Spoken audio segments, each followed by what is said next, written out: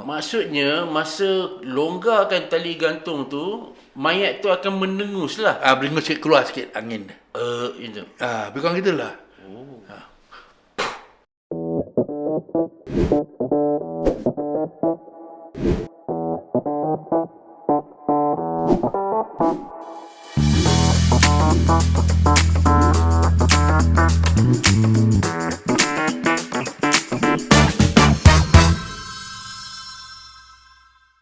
Bismillahirrahmanirrahim. Assalamualaikum warahmatullahi wabarakatuh.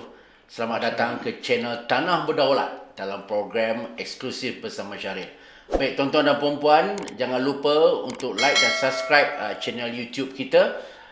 Malam ini kita ada seorang tetamu istimewa, iaitu bekas pegawai agama Jabatan Penjara Malaysia Kementerian Dalam Negeri, iaitu yang berbahagia Tuan Haji Abdul Rashid Ahmad. Apa khabar Ustaz? Assalamualaikum. Alhamdulillah, baik, terima kasih.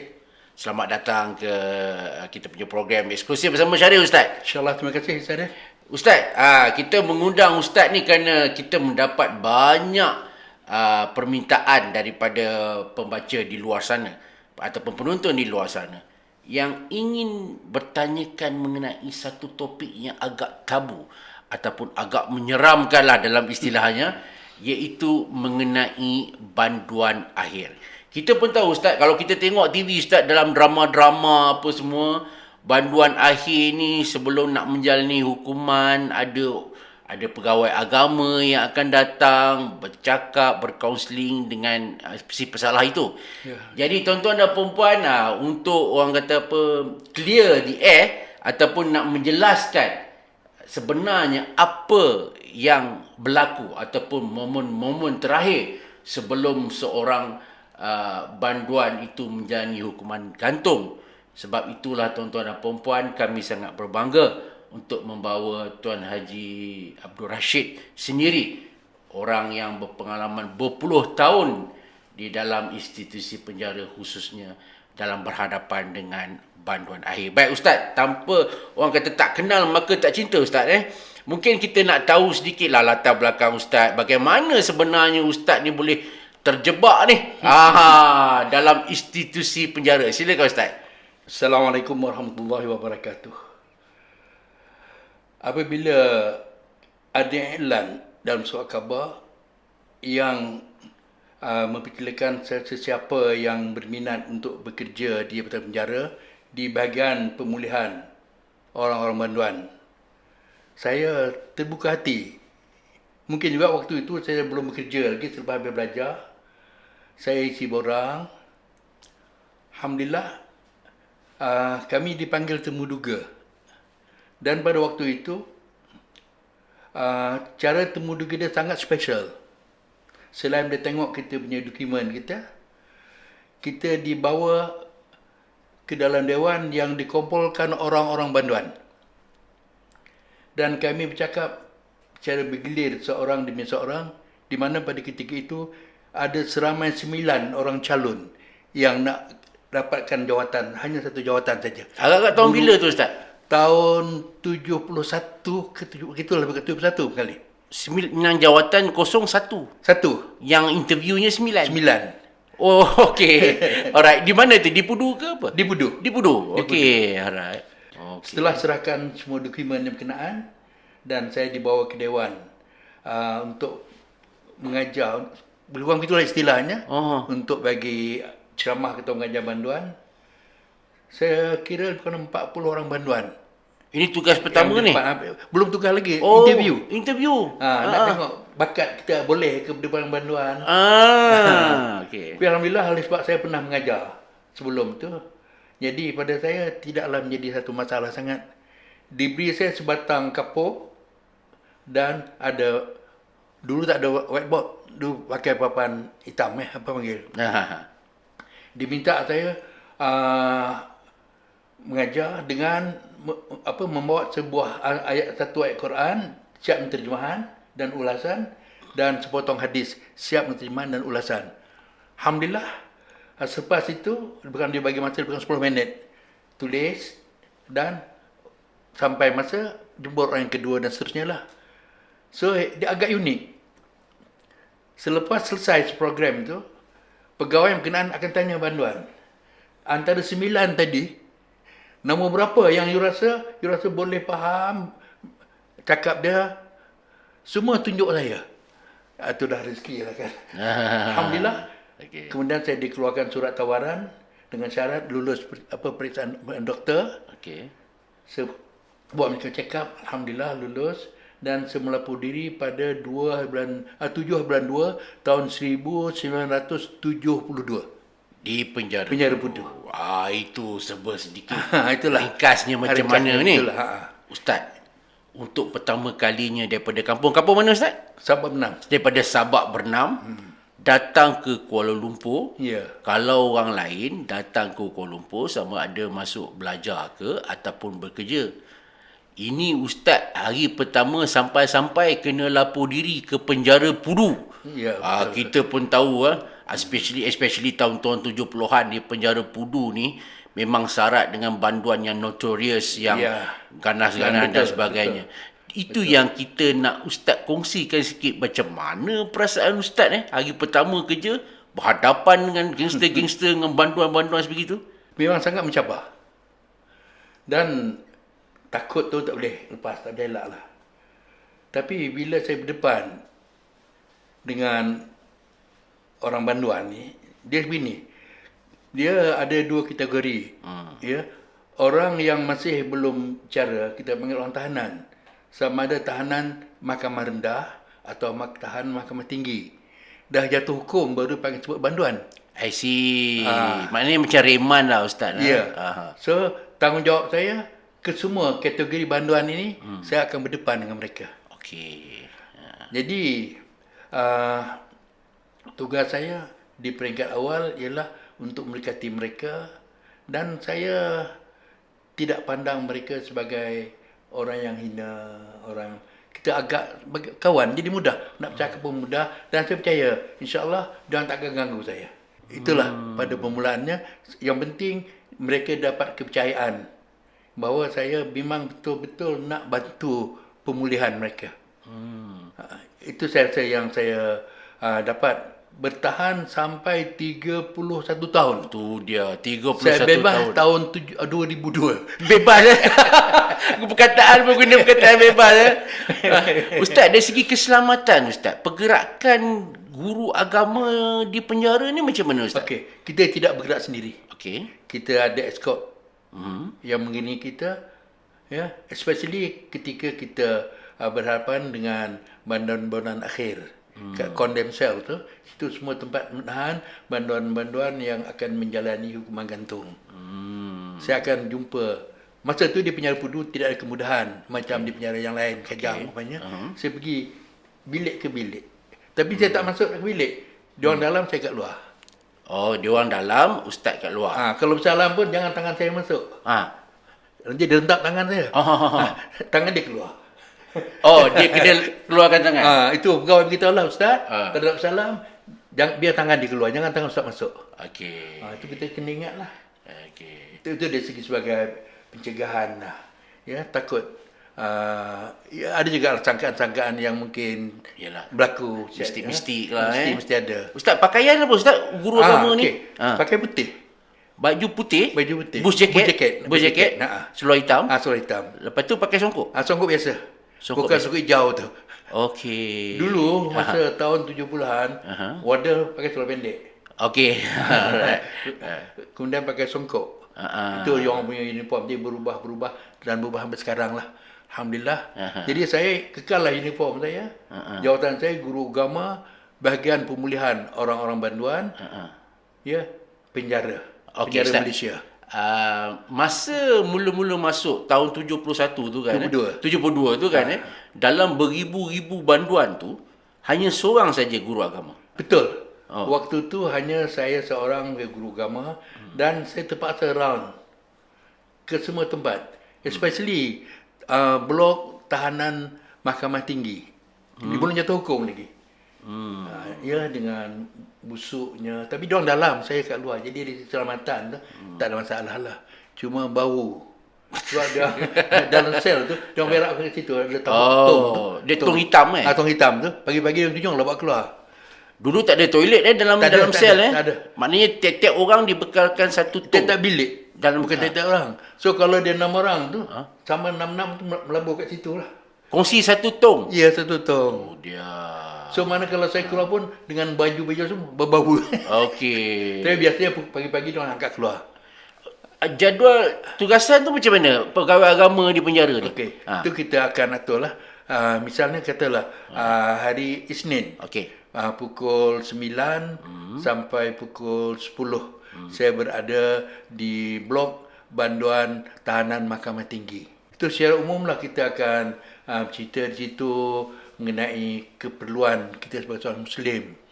Yang pertama, bagaimana mungkin kita sudah tersalah langkah. So bagaimana kita nak betulkan balik. Mudah-mudahan kita nanti selepas menjalani hukuman balik dapat diterima oleh keluarga dan dapat bergaul balik semula dengan masyarakat, orang menerima kita tanpa ada sebarang keraguan. Itu kira jadual dia kira pagi, itu pagi tamat start je kita tu. tu. Maknanya start daripada subuh ke atau macam mana? Itu satu sesi. Aha. Lepas tu saya akan bergerak ke tempat lain pula. Pergi tempat lain pula. Pergi tempat lain. Okey. Kalau di Gajang, lepas tu saya akan masuk penjara wanita. Ah. Dan lepas tu saya masuk RPD, Pusat Rawatan Dadah. Okey. Saya memang masa saya very tight lah. Sangat-sangat.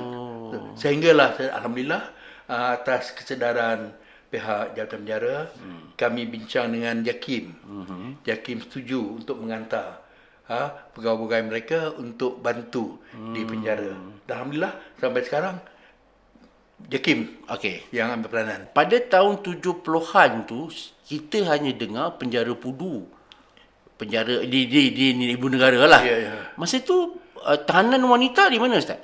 Di Pudu. Oh, Ada campur. satu campur. Kalau kita masuk pintu besar tu, Okey. terus tahanan lelaki. Okey. Belah kiri ada satu pintu kecil, tu tempat tahanan wanita. Oh, campur sekali Campur ya. sekali, satu bangunan. Tapi dipisahkan Dia ni lah. pisah-pisah, Okey. tak boleh. Dan pegawai lelaki pun tak boleh masuk situ. Yelah. Tak boleh. Dan pejabat rekod dia pun berlainan. Antaralah ni kita cerita ni. Ni belum pergi jauh lagi ni. Baru awal ni. Masa mula-mula Ustaz masuk tahun 70-an tu, siapa antara banduan berprofil tinggi atau terkenal yang pernah Ustaz? Yang Masa tu kita belum familiar sangat lagi okey. dengan orang banduan dan kita tak banyak dapat maklumat. I see. Ya, cuma selepas itu, tapi kita faham bahawa sudah ada banduan-banduan yang akan menjalani hukuman gantung. I see. So maknanya saya akan tunggu masa lah untuk diminta hadir. Ya, bertugas. Ustaz, kalau kata 70-an tu orang kata yang terkenal dalam tu botak cin apa semua pernah jumpa Jumpa. Sebab bila saya masuk kanan sel, saya akan jumpa lah mereka ni. Siapa yang Ramai. tahu? Botak cin, Muhtashim. Tachim. Ya. Kemudian lagi. Oh tu awak tu lepas Ini yang kadang-kadang macam motor komando. Amat tak mandu. Itu semua terkenal tu. Bila kata ustaz, mestilah di kalangan banduan beragama Islam. Maksudnya kalau dengan banduan yang bukan beragama Islam, ustaz kira tak involve lah. Saya tak involve secara langsung. Okey. Tetapi bila ceramah terbuka, kita ada buat ceramah terbuka. Okey. So ada yang datang dan ada yang masuk Islam di penjara. I see. Contoh di Alhamdulillah. penjara Kajang, Okey. di penjara Alustar. So saya rawat satu Malaysia. Oh, okey. Selepas saya pindah ke Kajang, saya diberi peluang untuk merawat seluruh penjara Malaysia, especially yang ada kaitan dengan masalah banduan yang menghadapi hukuman gantung. Aduh. Ustaz bercakap pasal banduan wanita ni. Terutama yang berprofil tinggi. Satu nama yang sering disebut adalah Allahyarham Maznah Ismail ataupun Mona Fendi. Okey. Saya beginilah Ustaz. Bukanlah kita nak mencerita aib atau apa, tetapi saya rasa kita nak clear the air jugalah. Dan saya beruntung kerana Ustaz sendiri orang yang berurusan dengan Allahyarham. Boleh kongsikan sedikit. Pagi pelaksanaan hukuman tu, setelah begitu lama dia menunggu, saya masuk pukul 4 pagi, dia tengah solat, tengah semayang. Alhamdulillah, beberapa lama kemudian di atas sejadah dia, berdiri, rukuk, sujud. Dia dengar suara saya, dia bangun, dia kata, "Assalamualaikum Ustaz, terima kasih kerana datang." Saya kata, ini tugas saya saya nak bantu, sekurang-kurang saya dapat memberikan satu kebaikan pada diri kamu. Sampai ke saat akhir, lagi dah dekat sangat nak gantung, dia kata, saya nak minta you syahadah boleh tak? Boleh. Ustaz tak percaya ke? Bukan tak percaya. Kalau tanya senang saya jawab. Dia pun terus mengucapkan asyhadu an la ilaha illallah wa asyhadu anna Muhammadar Rasul dengan fasih dan jelas sebutan makna dia. Saya kata terima kasih Mas Nah. InsyaAllah mudah-mudahan ini menjadi, kalau tanya senang saya jawab. Dan itu yang berlaku. Dan pengurusan ketika pelaksanaan hukuman amat mudah. Itulah tuan-tuan dan puan-puan. Kita akan kembali selepas ini.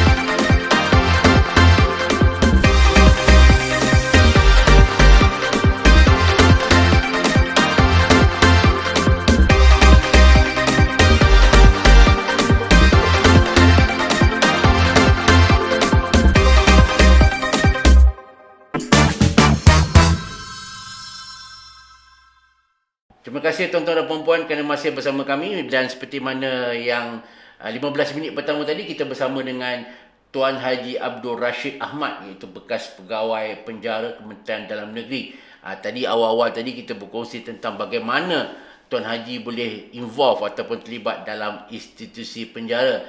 Sementara itu, pada mereka yang hendak menonton program ini melalui telefon bimbit, boleh download aplikasi Vortex dan boleh tengok dalam telefon bimbit masing-masing. The moment ni saya difahamkan Android dah okey ni.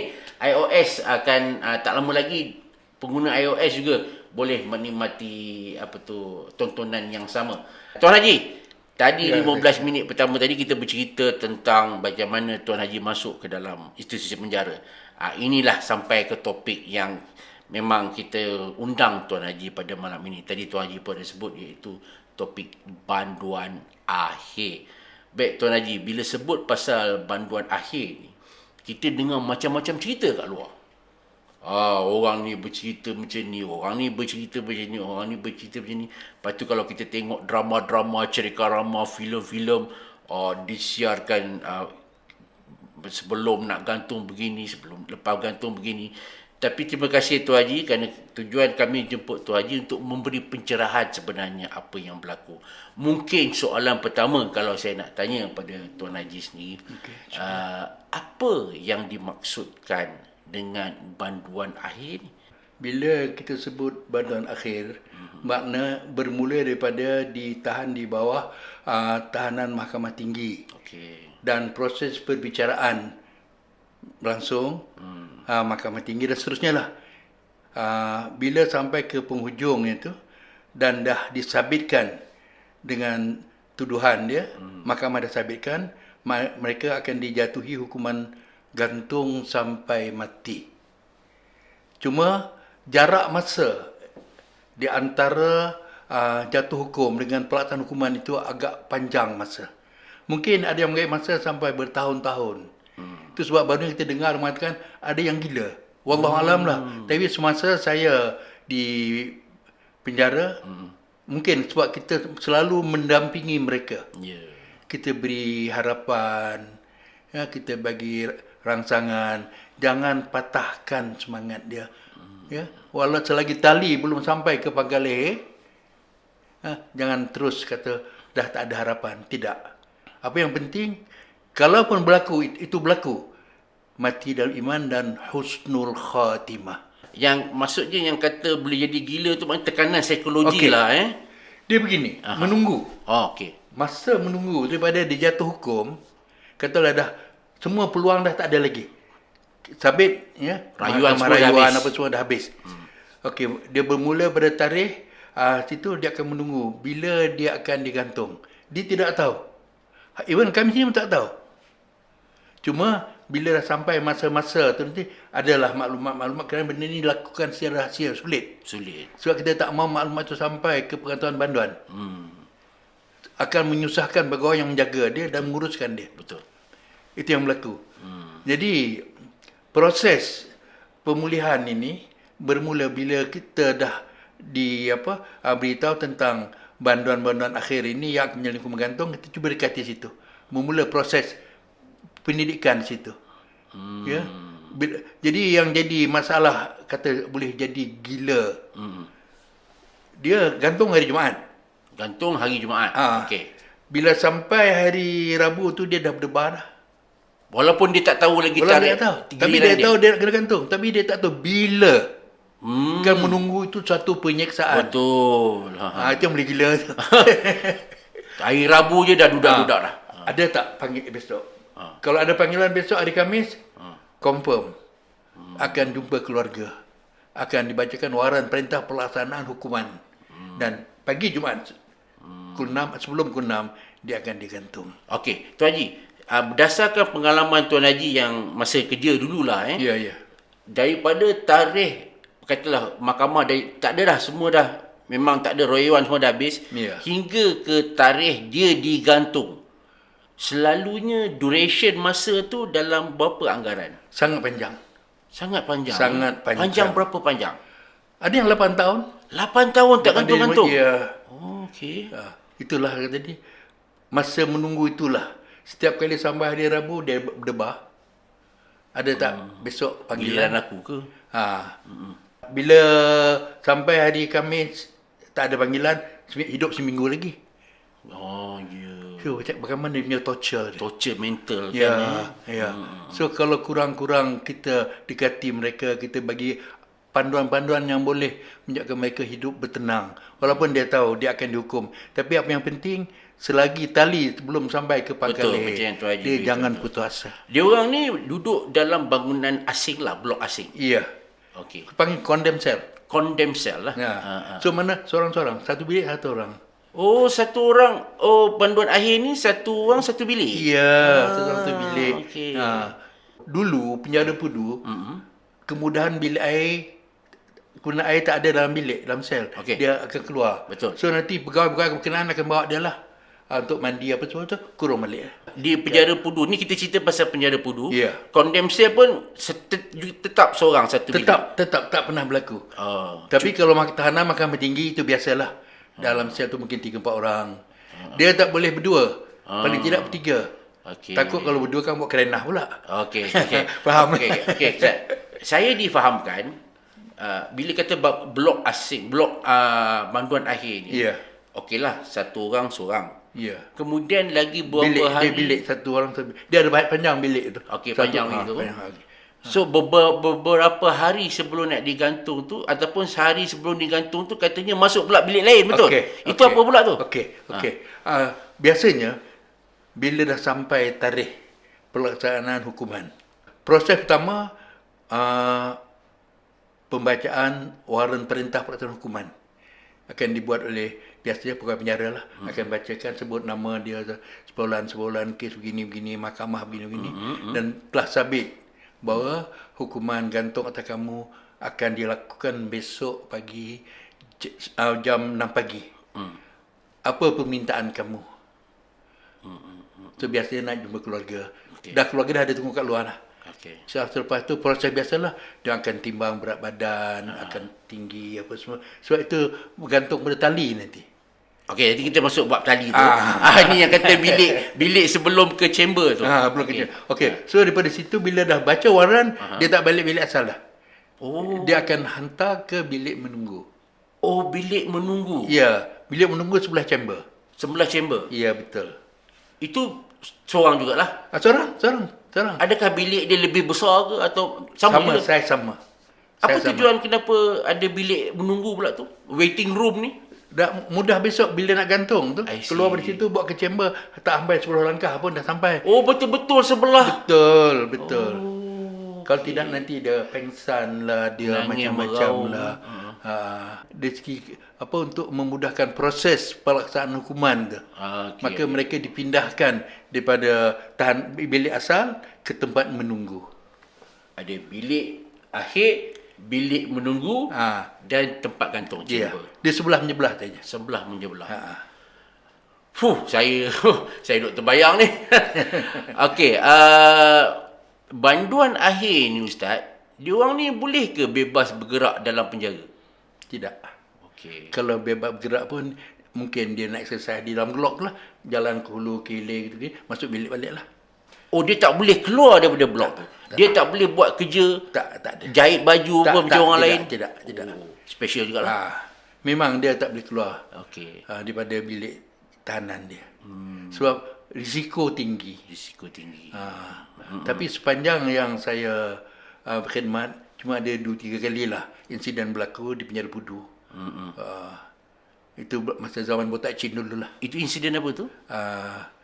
Dia orang ni kreatif. Aha. Dia kertas tu dia kompol-kompol, dibuat macam bentuk pistol. Alamak. Bila pagi bukan nak buka pintu, ditunjuk bawah cadar dia tu. Oh. Pistol. Pistol. Saja nak nak gurau. menakutkan. Wal pistol plastik je, kertas je. Mana boleh masuk pistol kat situ? Dia macam nak bergurau lah ni. Bukan nak bergurau, dia mungkin nak menakutkan, ada kemungkinan dia ada niat untuk lari. Okey. Dan dia pun tahu dia akan digantung. Itu yang berlaku. Alright Ustaz, kita berbalik pada yang banduan akhir tadi ni. Dari segi diet ataupun makanan dia orang ni ada special ke? Tidak, sama. Okey, sama. Semua banduan mendapat diet yang sama. Okey. Ayam, ikan kering, ikan basah. Sayur daun, sayur batang, sayur buah. Itulah rutin dia. Ada ke ada orang kata banduan akhir ni macam special sikit? Tidak. Dia boleh dengar radio ke apa ke? Tak ada. Tak Even ada. TV pun tak ada kat situ. I see. Tak tahu kot sekarang ni, wallahualam lah. Zaman-zaman Ustaz memang tak ada lah. Tapi diet kalau yang bukan orang Malaysian, mungkin doktor cadangkan dia diberi special diet. Okey. Mungkin dia ada lah dapat. Okey. Tapi kalau yang bandung biasa, sama saja. Okey. Bila kata banduan akhir pengajian agama, Ustaz bagi tahu tadi dia orang tak boleh keluar daripada blok dia orang. Maksudnya dia orang tak boleh pergi surau penjara, masjid penjara semua kan Betul. Jadi kelas agama dia macam mana Ustaz? Okey. Saya pergi macam saya sebut tadi lah, bilik ke bilik. Bilik ke bilik. Mungkin kalau bilik saya duduk tengah-tengah, so yang ni boleh dengar, yang belakang saya pun boleh dengar. Selampang dua mata lah ni. Cakap kat seorang, lain boleh dengar lah. Okey. Kalau tidak, teruk lah saya. Jenuh. Okey. Cakap kuat sikit lah ni. Sebab saya lebih banyak, biar orang tanya, kita jawab. Dia orang ni pun pandai juga. Semua buku yang dekat dalam tu, dia akan baca kulit ke kulit. Kadang-kadang dia tanya kita yang ni macam mana. Satu hari, saya diminta, dia buat request nak jumpa saya. Saya sampai depan bilik dia, dia sedang koyak potong kertas. Nak tanya Ustaz, macam mana nak tukar kertas ni boleh jadi duit? Pula. Dia orang tak pun dah mula tak betul. Dah mula weng ni. Okey. Saya cakap dia, kalau saya boleh tukar kertas ini jadi duit, saya tak boleh datang kerja, duduk kat rumah, saya potong kertas je lah. Okey. Okey, terima kasih Ustaz boleh jawab. Nak tanya itu je? Itu. Nak tanya itu je. So maknanya dia dah tak boleh fikir apa-apa. Mungkin dia nak sedikit hiburkan hati dia. Even ada yang kata, Ustaz betul ke taubat yang betul ni bunuh diri? Macam mana? Bunuh diri. Okey. Saya kata dapat tahu mana? Ini kat Quran, tafsir. Bunuhlah diri kamu, itulah cara yang lebih baik untuk kau. Saya kata ini syariat yang turun dari Nabi Musa. Setelah pengikut Nabi Musa menyembah anak lembu. Okey. Tapi syariat Muhammad SAW, taubat nasuha, insya-Allah kita berazam, kita menyesal, kita berhenti melakukan dosa dan kita berazam tidak mengulangi lagi. Insya-Allah kalau Allah terima taubat itu, Allah Maha terima taubat. Ustaz, kalau macam solat Jumaat macam mana Ustaz? Peringkat awal, saya di Penjara Pudu tidak ada solat Jumaat untuk banduan. Okey. So kita perjuangkan, kita usahakan. Sebab ada yang tahanan seumur hayat, apa semua dalam tarikh bebas kan. Jadi kita fikir, kita bagi peluang dia lah. Alhamdulillah setelah kita melalui beberapa usaha dan termasuk mendapatkan pandangan pada mufti-mufti seluruh Malaysia. Alhamdulillah walaupun ada perbezaan sedikit pandangan, tetapi akhirnya banduan-banduan dibenarkan solat Jumaat. Kalau macam banduan akhir, dia tak boleh keluar pergi surau? Banduan akhir tak. Oh. Biasa kita urus begini. Kalau sembahyang hari raya, Okey. ya, kalau di Pudu dulu, saya terpaksa masuk blok dia untuk sembahyang raya dengan dia. Oh, sesama mereka lah, sesama mereka. Okey. Tapi kalau banduan tahanan masih boleh dibawa ke Padang, kita sembahyang raya kat Padang. Kalau dulu you mungkin pernah tengok orang banduan sembahyang di Padang, Ya, sembahyang ya. raya di Padang. Ya. Saya lah yang jadi banduan buah payung tu. Oh, okey. Jadi caranya banduan biasa masuk awal, Oh, yang biasa masuk dulu. kemudian yang agak berat belakang dan VIP belakang sekali. VIP. Okey, diorang lah. Okey. So makna antara tu ada pegawai yang jaga. Habis saya sembahyang, VIP bawa keluar dulu. Ikut Diorang paling last masuk dan diorang orang pertama keluar. tak nak bagi bercampur. Ya. Untuk keselamatan dia. Ustaz, kita nak pergi tadi, Ustaz dah sebut tentang sembahyang Jumaat, sembahyang raya apa semua tu. Ya, ya. Saya terbayang satulah Ustaz. Bayar fitrah. Mungkin orang luar sana tak tahu. Ya. Adakah banduan juga kena bayar fitrah ke atau macam mana? Ataupun kalau banduan tu sendiri nak menunaikan zakat fitrah tu, ada ke macam mana? Okey. Sebelum itu memang tak ada. Okey. Tapi setelah Jumaat dapat didirikan dan kita ada banyak pertambahan-pertambahan untuk orang-orang banduan ni, di antaranya ialah mereka dibenarkan bayar fitrah. Sebab di kalangan orang banduan, mungkin sebahagian tu memang ada simpanan di luar. Okey. Dan sebahagian tu hasil daripada mereka bekerja di bengkel. Ya. Misalnya bengkel jahit, bengkel kayu, ya, dan sebagainya lah. So, sebahagian duit tu mereka boleh guna untuk belanja, sebahagian untuk simpan, dan sebahagian tu untuk penjara. So, mana yang disimpan itu, ya, mereka boleh hantar balik bagi ke keluarga. Oh, okey. Dan dari situlah kita mencadangkan kerana mereka ada hasil dan kewajipan fitrah tu wajib. Bukan saya untuk diri dia, malah untuk keluarga di bawah tanggungan dia. Sebab dia ada duit. Alhamdulillah pihak Jabatan Penjara setuju dan kita telah laksanakan pembayaran fitrah untuk orang-orang banduan. Yang ada kemampuan lah. Okey, kita berhenti sekejap bab gantung tu. Terlintas pula di fikiran saya. Bagaimana dengan banduan yang menjalani hukuman sebat? Adakah perkhidmatan pegawai agama juga diperlukan pada diorang, Ustaz? Pelaksanaan hukuman sebat dia tidaklah khusus kerana dia diambil daripada tahanan-tahanan yang dalam blok. Okey, betul. Bila sampai turn dia nak kena sebat, dia akan panggil dia lah. Okey. Dibawa ke tempat sebatan. Sebatan, okey. Jadi proses pengajaran apa juga itu berlaku dalam masa di blok lah, dalam masa di blok. Okey. Melalui kelas-kelas biasa. Tak ada cara khusus. Tak ada Cuma kadang-kadang saya dijemput juga pergi Okey. untuk menyaksikan pelaksanaan hukuman sebat. Oh, okey, okey. Kita tengok. Maknanya tak perlulah untuk hukuman sebat ada special pula tazkirah untuk tak diorang, ada, tak adalah. tak ada. Okey. Alright, mengenai banduan akhir. Kembali pada topik banduan akhir. Sudah tentu peranan sebagai pegawai agama ni sangat penting lah macam Ustaz kata tadi, especially untuk diorang punya persediaan dari segi mental. Kerana ini satu hukuman yang tak ada, orang kata apa, dah tak ada apalah.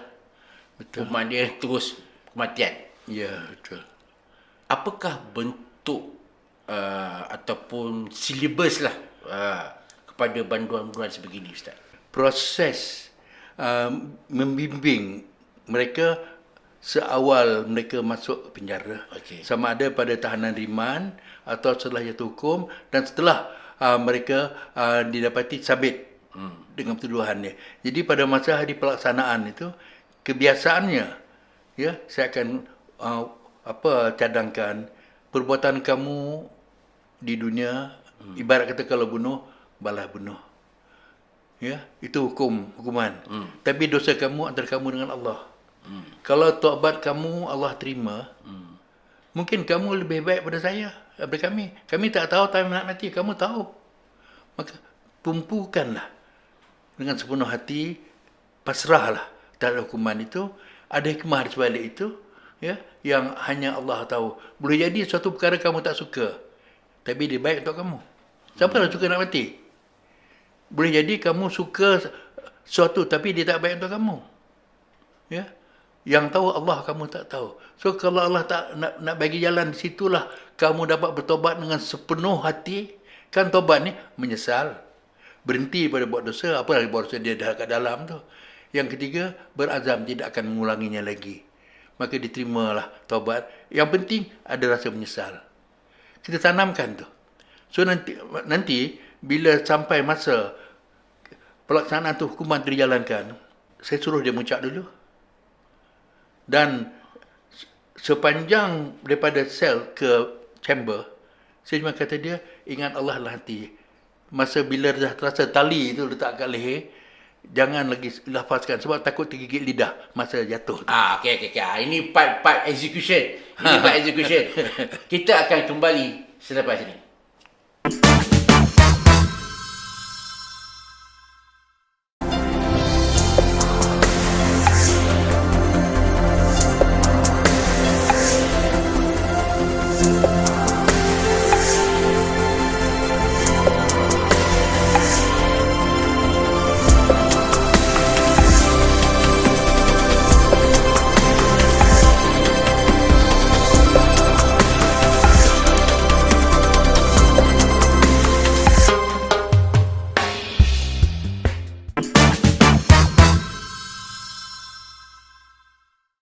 Baik tuan-tuan, terima kasih kerana masih lagi setia bersama kami di channel Tanah Berdaulat TV dalam program eksklusif bersama Syaril.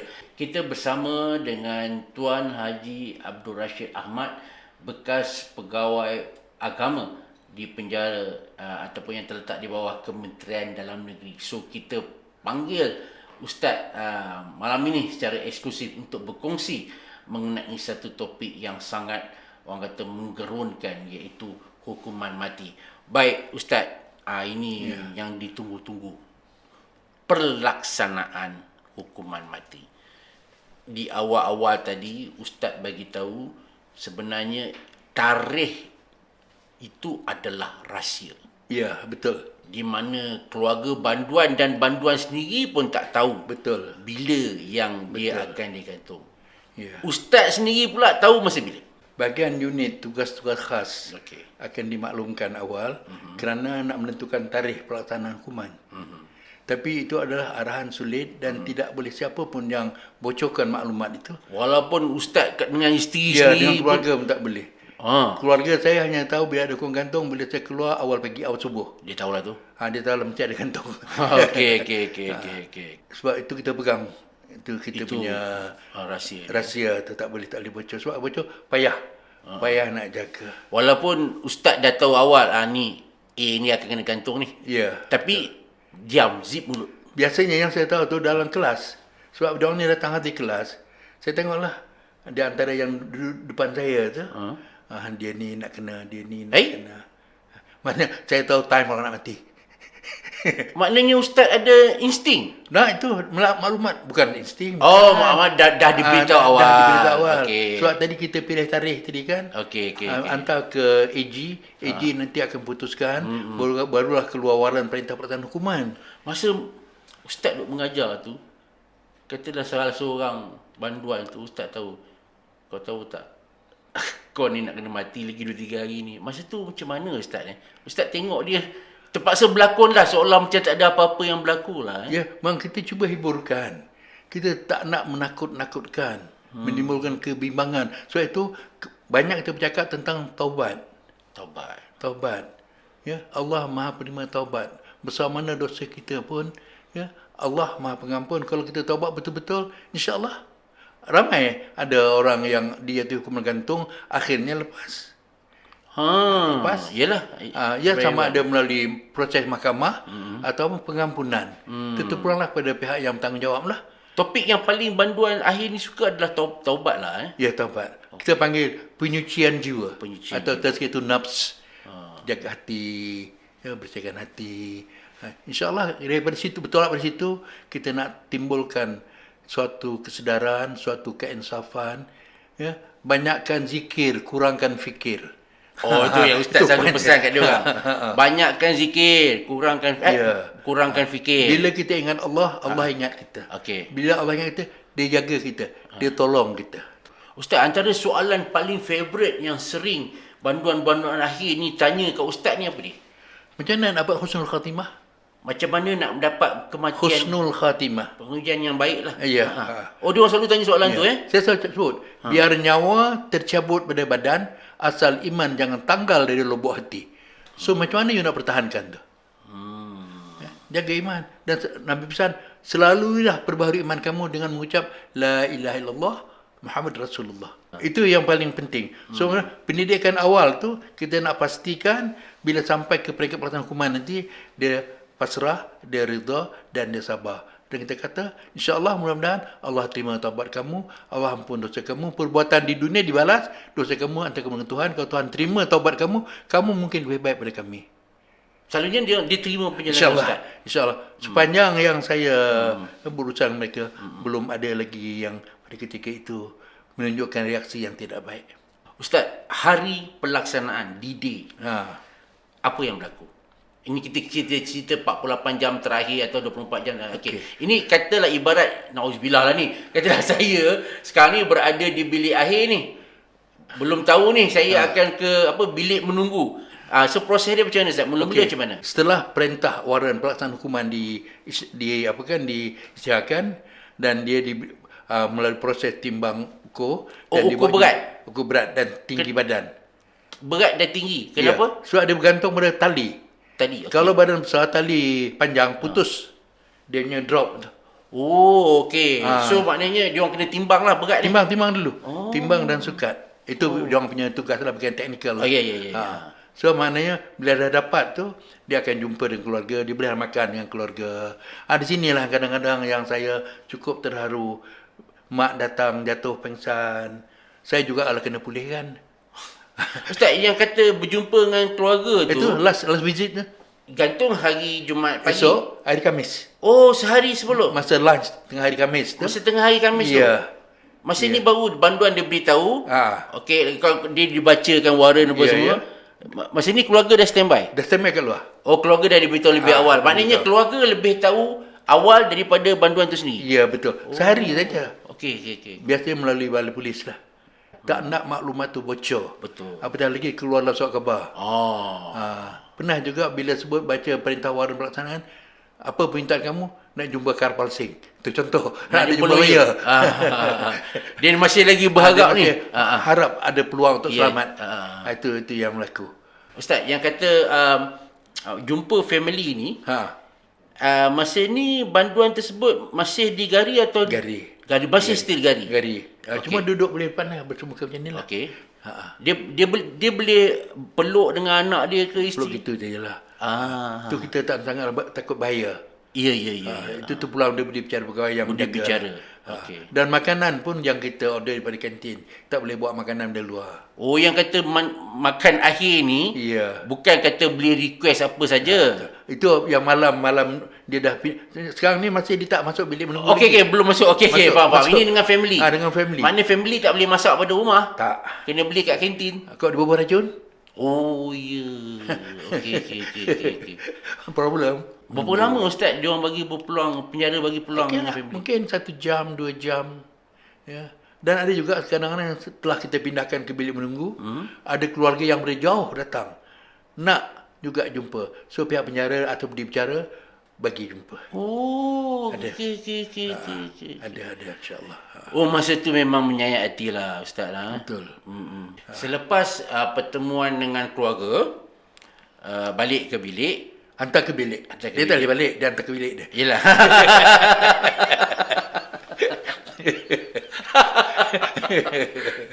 Haru kalau balik sendiri dah.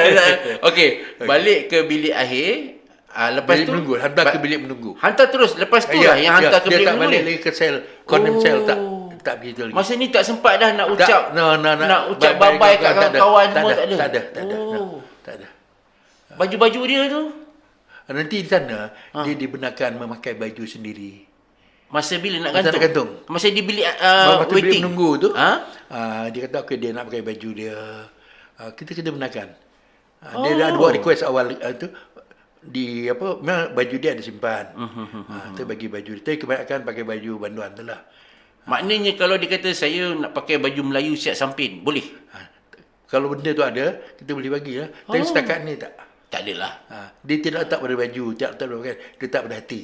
Yalah, Itulah maksudnya- cara saya pujuk dia. Ya. Okey. Bawalah ke bilik waiting dia, bilik menunggu. Situlah dia berpusing kat bilik tu. Tapi ada juga alam tenang, dia terus semayang, sujud, baca Quran, istighfar, zikir sepanjang malam tu non-stop. Sampailah ke saat pelaksanaan hukuman tu, biasa hakim akan datang nak sahkan yang nak digantung tu, tengok gambar, Tengok gambar betul. Ya. Okey. Betul, mana tak salah orang. Macam tak nak pinang orang ni. Ah, Nak tengok betul. Peranan saya, bila dia dah semayang, dah sedia, saya akan angkat tangan gini. Gini. Angkat tangan. So, pegawai tu buka pintu. Yang nak gantung ni tu buka pintu. So, hakim masuk dulu. Hakim masuk dulu dengan pegawai penjara. Dan Ustaz kat luar bilik. ada kat situ, depan sel. Oh, depan sel. Okey. Depan sel. Okey. Ustaz akan buat macam ni lah. Masa tu, dah lah, masa nak beritahu, dia orang boleh masuk. Dia masuk. Dia dah semayang. Dia dah siap sekali semayang, dah berdoa. Kita angkat tangan lah. So, dia akan masuk. Hakim dah sahkan betul, orang yang betul. Waktu tu pegawai bahagian pelaksanaan hukuman akan masuk, sarungkan hood untuk kepala. Okey, sarungkan yang kita duduk tengok kat Dan TV tu terus lah. Gari masih lagi ke belakang. Gari ke belakang. Sarung muka hitam tu. Sarung hitam tu. Lepas tu bimbing ke tempat gantung. So kalau you kira tak sampai 10 dah 10 langkah. Bukan Sebelah 10 langkah, 10 kata 1, 2, 3. Cepat. Very cepat, sangat cepat. Okey, kata Ustaz. Yang selalu saya duduk tengok dekat drama ni, ni saya tengok drama ni, cerita Rama ke apa kan. Ada seorang ustaz tu masa nak gantung tu, ingatlah apa, Tak masuk kepala dia dah. tak guna dah. Tak guna. Tapi memang ada tu situasi tu. Wallahualam.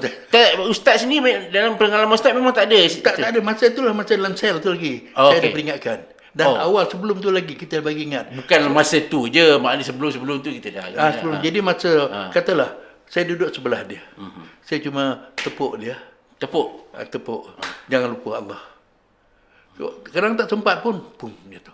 Okey, kejap. Sekejap saya confuse. Maksudnya masa dalam bilik ni sebelum hakim Bilik masuk pelaksanaan. tadi, masa di waiting room tadi tu, sebelum hakim masuk, sebelum yang ustaz tunjuk macam ni, maknanya ustaz dah duduk dengan dia kan? Ya. Biasanya kalau pukul 4.30, pukul 5 dah ada, saya dah ada. Oh, okey. Awal lagi saya dah ada. Sembang dengan dia? Datang, ya sembang dia. Tapi kebanyakan dia tengah sibuk dengan zikirnya. Jadi kita sibuk tak dengan kacau semayang. Dia pun tak, bila dia dengar suara saya, dia bangun. Assalamualaikum Ustaz, terima kasih kerana datang. Okey. Maknanya dia masih berbudi bahasa. Masih. Masya Allah, dia rasional lah. Walaupun kita sini pun yang berdebar sebenarnya. You bayangkan, sekejap lagi saya nak ambil mayat dia. Okey.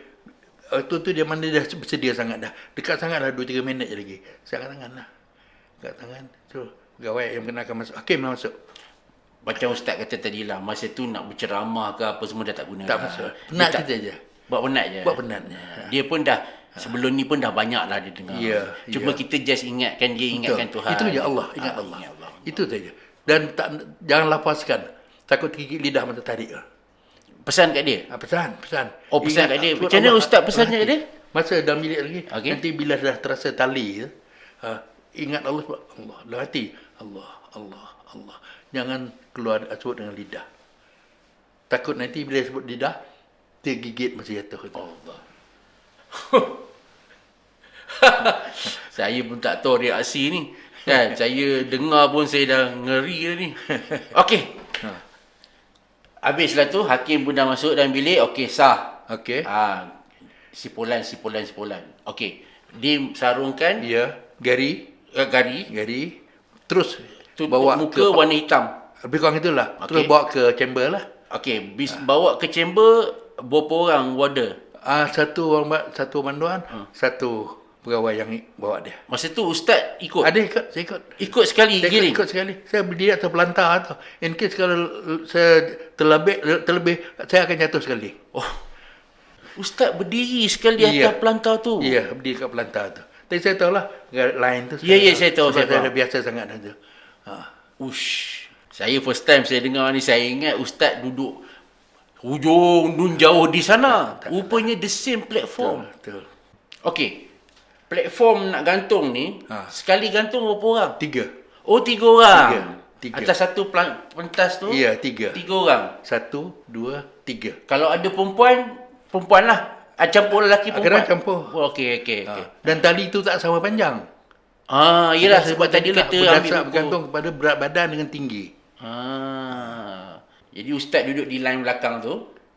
Kan? Di tepi. Di tepi tu. Di tepi. Tapi saya tahu lah di mana tempat saya berdiri. Okey. Kalau saya silap, saya jatuh. Dengan ustaz jatuh sekali. Alright. Kemudian siapa yang akan bagi isyarat, okey, boleh tarik? Dia ada pegawai khas. Ada pegawai lah. Ada pegawai Ada khas. pegawai. Lepas tu Dia jatuh. Buka tu. Dia akan jatuh. Tergantung lah. Kuat tak ustaz bunyi platform? Tak. Pudu kuat. Oh, pudu kuat. Dia sebab dia tak spring gitu. Boom. Kuat. Oh, di kajang tapi tak kajang kuat. tak. Bunyi tapi tak kuat. Okey. Tapi biasa dekat blok dengar lah. Maksudnya bila platform tu terbuka, jatuh. Mati bukan disebabkan sesak nafas. Ya.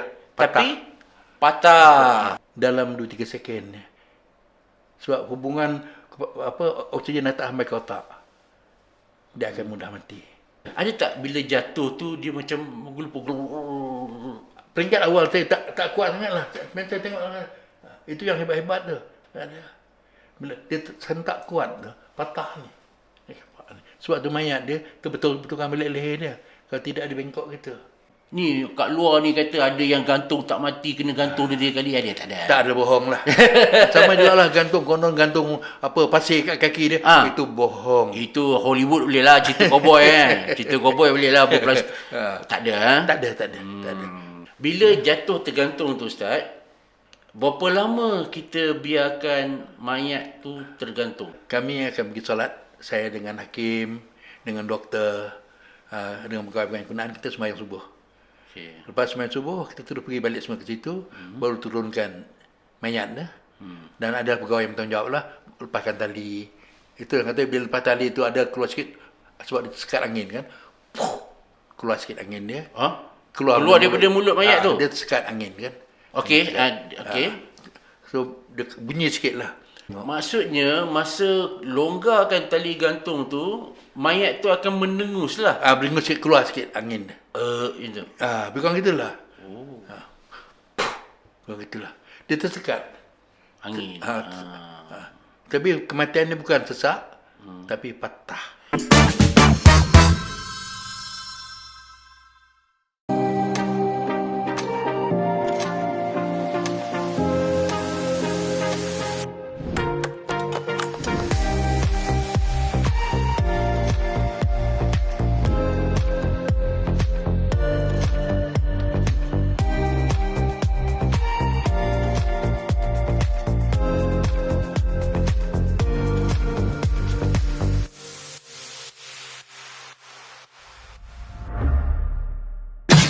Zile eu alerg Al mile pe Maidan Pentru tine Să-ți dau un dar Berdasarkan pengalaman ustaz, bila tengok jenazah banduan yang digantung ni, ada orang kata lidah terjelir sampai keluar sampai sini. Tidak. Ada yang kata leki sampai terkoyak macam nak putus. Tidak. Okey, ustaz terangkan sikit. Tak. Keadaan dia maknanya macam kalau ada berlaku kecederaan pada bangsa yang digantung, berarti itu kesilapan Penjara. pihak yang menggantung. Tak Tapi cermat. pengalaman ustaz Tapi tengok, insyaAllah sebab tali yang diguna pun bukan sebarang tali. Okey. Dan dia dibalut dengan kulit yang sangat lembut. Tak nampak jas pun. Tak nampak luka, tak nampak lebam. tak. Memang dia sangat mahir. Memang bidang dia. So bila kita dah keluarkan tali di leher dia, kita dah betulkan, barulah nanti pegawai yang berkenaan angkat, masukkan kat lori, buat keluar, di situlah keluarga dia boleh jumpa. Dan doktor turun sekali. Doktor sah turun, kematian. cek kematian, sah besarkan. kematian. Kemudian terus masuk dalam truk. Terus bawa pergi tanah kubur ke? Belum lagi. Hakim akan angkat sumpah pelaksanaan hukuman depan yang melaksanakan hukuman. Okey. Angkat sumpah melaksanakan perintah di depan hakim. Dia keluarkan surat tu, barulah rilis mayat. Rilis mayat. Okey, mayat dinaik atas truk. Okey. Kemudian terus bawa ke mana ustaz? Okey. Kalau keluarga nak tuntut, kita boleh benarkan keluarga buat, tapi kita bagi beberapa syarat. supaya tidak menjadi menimbulkan satu reaksi yang tidak baik. Ya, kita benarkan. Tapi kebanyakan keluarga pun tak mampu nak bawa balik mayat. Katalah tinggal di Pahang, nak bawa mayat balik ke Pahang, ambil masa lagi. So diserahkan kepada penjara menguruskan. Kita bawa ke hospital, di situ ada tukang mandi dan belanja pengurusan jenazah. Ya, kalau sekiranya keluarga tak mampu, kita ada peruntukan dari Baitul Mal. Dan biasa saya akan usahakanlah. Dan saya selalu kena marah. Kena marah? Ya. Sama apa? Pegawai ini pejabat agama. Okey. Kenapa baru beritahu? Kita saya pun tak tahu.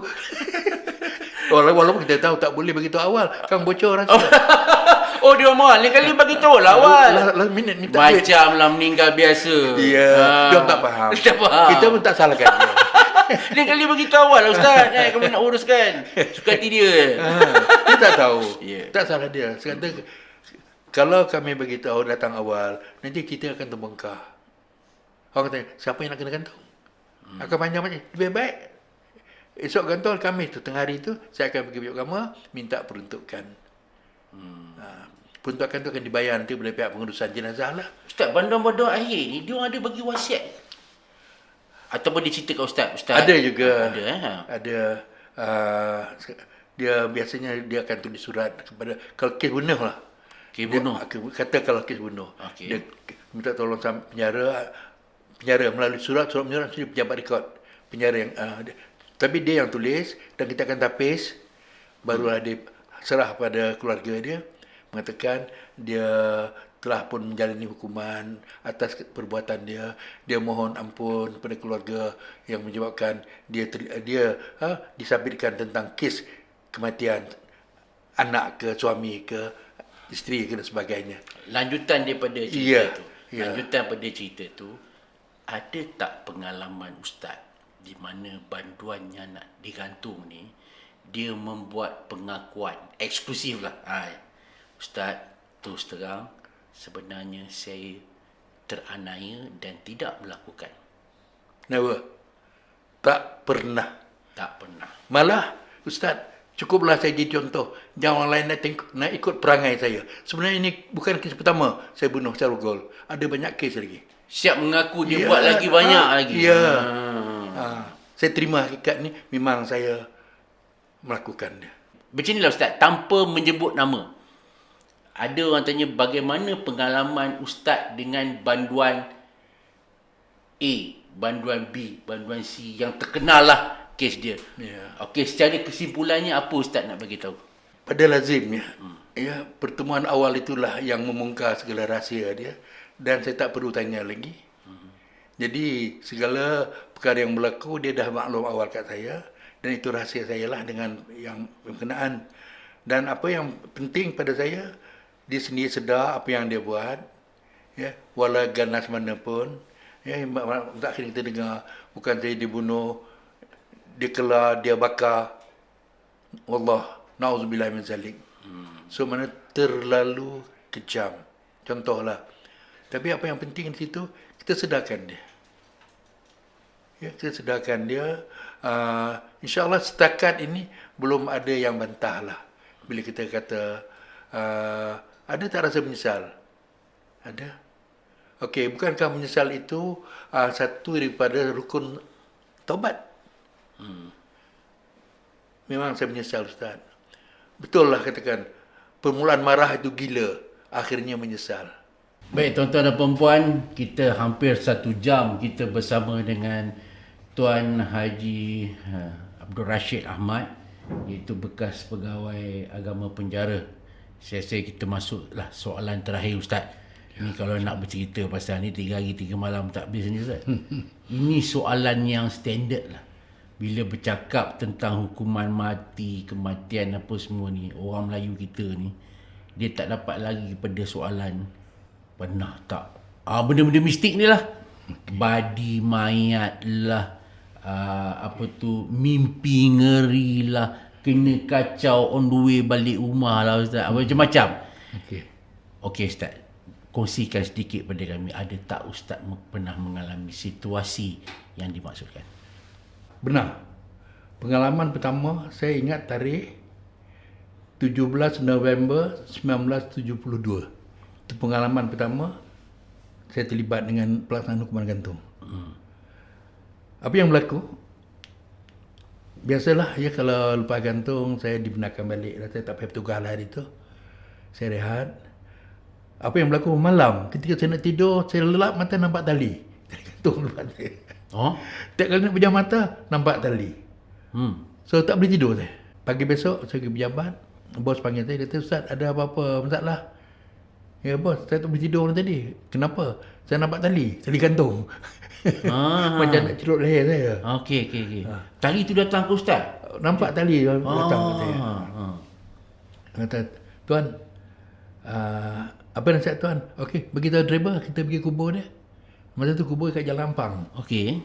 So pergi dengan bos, pergi ke tanah kubur tu, dan kita situ bacakanlah Fatihah, kita bacakanlah doa. Alhamdulillah, selepas tu tak ada lagi benda-benda yang macam ni datang mengacau saya. Memanglah mungkin sebab pengalaman pertama. Ya. Nak katakan badi, wallahualam boleh jadi juga, tapi dia terbawa-bawa dalam mimpi. Itulah yang berlaku. Daripada tu tak ada? Tak. Cuma biasanya saya kalau balik, saya tak naklah kalau ada benda-benda yang tak elok ikut balik. Saya akan tanggalkan pakaian saya, basuh rendam lah, cuci, supaya insyaAllah lah setakat ni tak ada gangguan pada keluarga saya. Dan sebab itu ramai orang tak tahu bahawa saya terlibat dengan hukuman gantung. Terutama bahaya pada diri saya. Ketika saya keluar awal pagi, nak pergi ke tempat pelaksanaan tu, pernah kena kejar polis pun pernah. Pasal laju. Dia tahan saya dekat tol Sungai Besi. Saya dekat, saya ada kes gantung. Okey. Elok-elok bawa kereta. Itu contoh. Jadi maknanya dalam perjalanan tu memang kadang-kadang ada juga rasa takut. Especially kalau lalu jalan Sungai Tangkas. UKM tu nak pergi, kan ada lalu kubur, nak pergi Penjara Kajang tu. Tempat tu memang agak terkenal keras. Tapi insyaAllah kita bersedia lah. Ustaz, mungkin agak-agak lah sepanjang 30 tahun 31 tahun jadi pegawai agama di penjara ni, sudah berapa kali hukuman mati yang Ustaz saksikan? Wallahualam, tak ingat dah. Banyak. Berapa banyak? Kalaulah Ustaz boleh kongsi dengan kami salah satu pengalaman yang Ustaz tak dapat lupakan lah. Tadi orang kata pengalaman mistik. Ataupun pengalaman bersama banduan, ada satu-satu banduan yang memang Ustaz rasa touch lah. Menyentuhlah perasaan Ustaz. Ada tak? Itulah tadi yang saya sebut tadi tentang kenapa Tuhan tak tolong saya. Kenapa Tuhan tak sayang saya. Saya dah masuk Islam. Oh, dia asalnya bukan Islam. Dia bukan Islam. Kemudian dia masuk Islam. Dia kena kes tipu nambi dengan kawan, boyfriend dia. Perempuan. Kereta tu accident. Bila accident, polis kesan tengok ada dadah dalam. So yang boyfriend ni tak mengaku, dan dia pun kena sekali lah. Jadi saya berulang daripada penjara Pudu ke Kajang. Hanya semata-mata untuk program dia. Alhamdulillah, dia boleh baca Quran walaupun secara untuk semayang lah, maksudnya dia boleh puasa dan rajin puasa. Tiap Senin, hari Khamis dia puasa. Itu sebab dia kata, kenapa Tuhan tak sayang saya, kenapa Tuhan tak tolong saya. Saya dah Islam, saya dah buat semua apa yang Tuhan suruh. Itu dia kata tadi, Tuhan sayang kamu. Kalau sayang, kenapa dia biarkan saya kena gantung? Kalau kamu lepas, kamu akan bebas. Pertama kali keluarga kamu akan ambil kamu balik, dan dia akan murtadkan kamu pada agama Islam. Kamu tak? Waktu tu bukan 2-3 minit lagi nak gantung tu. Mana kalau saya salah jawab, apa reaksi dia? Dia kata, kalau gitu buat apa saya masuk Islam? Baru. Semua fokus. Hakim pun ada tengok. So, apa yang saya nak jawab? Tapi Alhamdulillah Allah bagi saya idea, saya jawab macam tu. Dia pun dapat terima. Kalau begitu, saya reda Ustaz. Dia lah satu-satu bandar gantung, boleh bagi salam, boleh tukang gantung. Assalamualaikum Tuan. Dalam masa 31 tahun, dialah satu-satu banduan, perempuan pula tu, bagi salam kepada tukang gantung. Masa dia masuk tu? Masa nak digantung, masa nak dibawa tu, masa dia nak masukkan hun tu, Assalamualaikum Tuan. Itulah dia. Memang amat kita ramai warders yang cakap dia menangis. Tak ambil hati tengok macam mana kekuatan dia. Inilah kekuatan iman. Ustaz, kepada keluarga ataupun ibu bapa ataupun suami atau isteri yang ahli keluarga mereka sekarang berada di menjadi status bantuan akhir. Ya. Mungkin diorang tengah melihat, apa Ustaz nak pesan kepada ahli-ahli keluarga yang mana, tak kisahlah pada ahli keluarga ke pada kita semua. Okey. Silakan Ustaz. Pertama sekali, mereka kena juga banyakkan berdoa. Misalnya, lakukan salat hajat. Mohon kepada Allah dengan sepenuh hati. Mudah-mudahan fitnah yang berlaku atas anak ke, suami ke, isteri ke, menantu ke, mudah-mudahan Allah tolong rungkaikan.